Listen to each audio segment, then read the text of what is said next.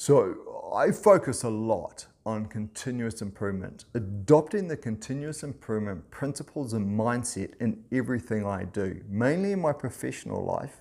But the question is often asked of me, do you transition that across to your personal life? And I certainly do. So whether it is our household waste, which I've, with of course the help of my family, reduced from 50 bags a year, which is around about a bag a week that we put out of rubbish, or we did, reducing that down over a number of years to 3 bags per year. So from 50 bags per year to 3 bags of rubbish per year. And we've been doing that for the last 6 or 7 years.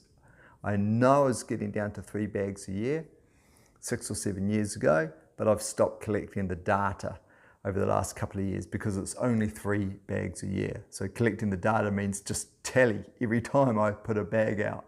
So we know the practices that it takes for us to have the household rubbish of 3 bags per year. And it's easy, it's really easy. Might make another video on that. I've made one previously, but it's been a while, so maybe an update. But let's go back to the core of this video, and that is about the continuous improvement mindset. How do we make things better all the time?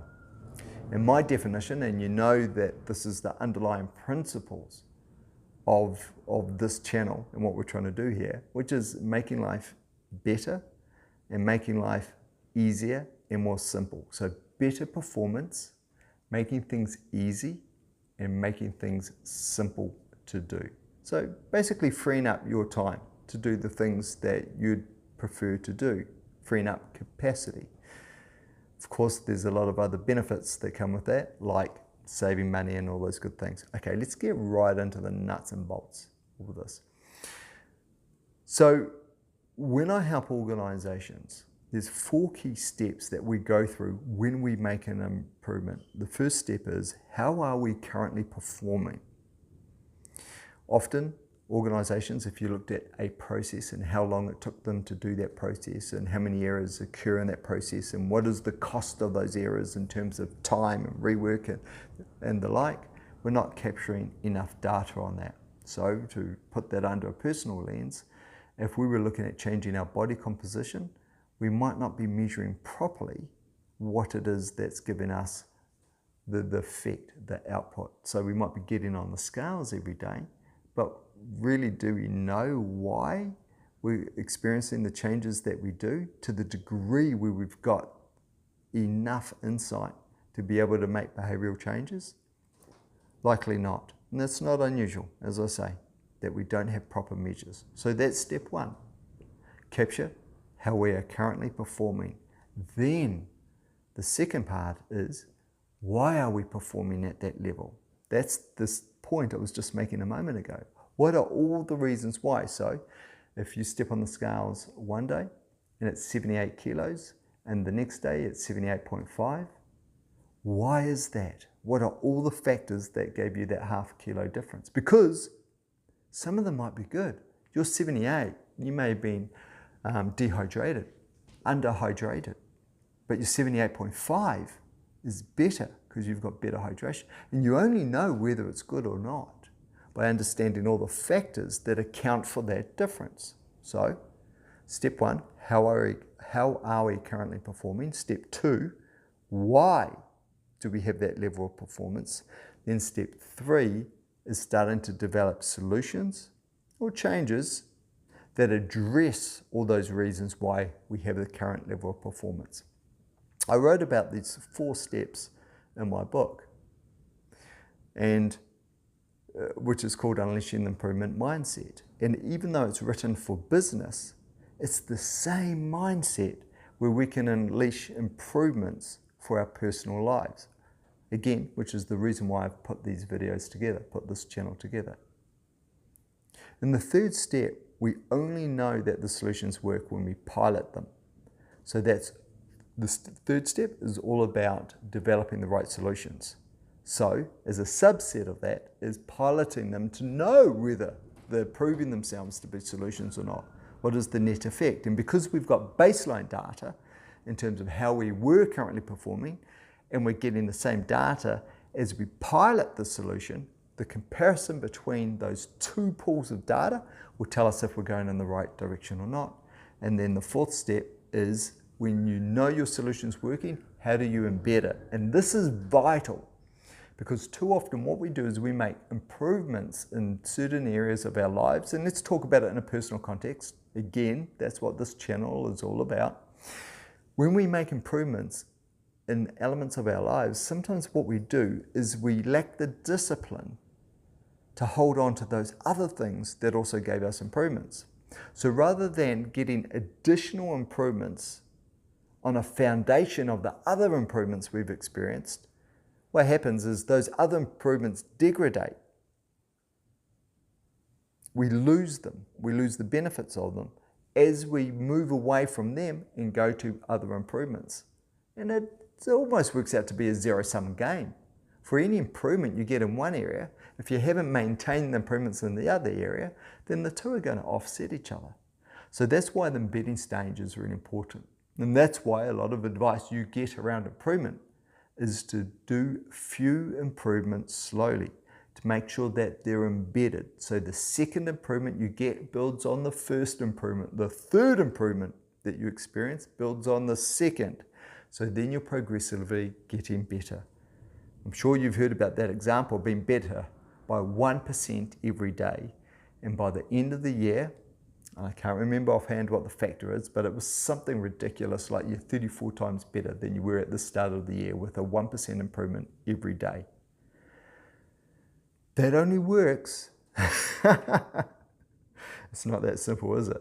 That only works if there's no degradation in performance every day in the previous day's performance. So whatever the performance was yesterday, that 1% that you improved today only counts if there's no other degradation in performance. So how can we bring continuous improvement to our personal lives? And what does a 1% improvement look like? Well, the 1% theory is right in terms of you don't need to make big improvements, as long as the improvements and you embed them. What does it look like for me? And here's a few ideas that you could look at. One is making sure that we as a family are spending our money wisely. I mean, it doesn't take much of an effort to walk around the house and look at a number of things and ask myself this question: if I wish I'd never bought that thing and I had the money back for it, would I take that offer? And the simple answer for a good number of things is yes, because I haven't got the value out of that thing. Say it was a $50 thing and I've only used it 3 times.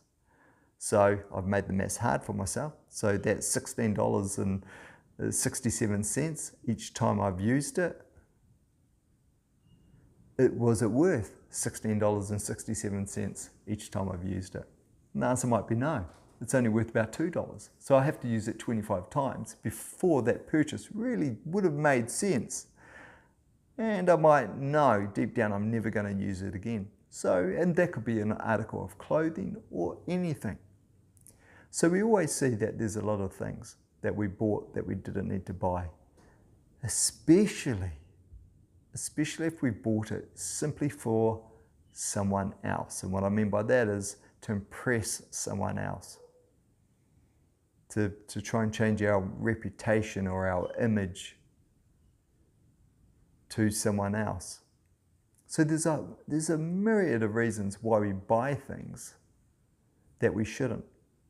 So a 1% improvement in that would be recognizing that at least 1% of the time to reduce the spend that you would have otherwise made. The other big thing I focus on is how I free up my time. So 1% improvements in freeing up my time might mean every week or once a month, when I'm asked to do a number of things or offered to do a number of things, I get better at saying no to those things. Because if I was to say no without any impact whatsoever, any consequence, and then knowing if it was without consequence, then I would have chosen to say no, then having the courage to say no, to free up my time. I know when they ask me to do something that I'm about to say no to. I might want to say yes because I might want to do that thing, but I know that that would be one thing too many for me. Or more likely, it's the 7th thing too many for me if I was to take it on. So sometimes you just have to let things go. So some of that improvement might be saying no. And that in effect is an element of minimalism. How do we reduce? So when we talk about our time commitments, and also the things that we buy that we regret buying, how do we reduce those things? And to me, that's the mindset of minimalism. So not having too many things, not committing to too many things. And when you buy too many things, it's not just the cost of it, but it might be the storage or the maintenance of it. Think of an extra car and what that means for cost and what it means for maintenance. And what it means in terms of your obligation to keep it cleaned. Cleaned? Keep it clean.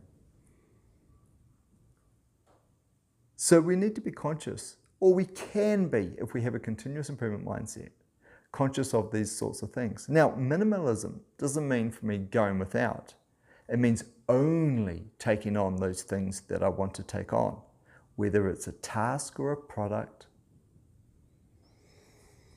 So I can do, with freeing up the time, I can do the things I want to do, which is spending more time with family, or spending more time by myself, or spending more time reading. So I've covered a number of things there. But what is key to me is how taking on the continuous improvement mindset, how it manifests as a form of minimalism,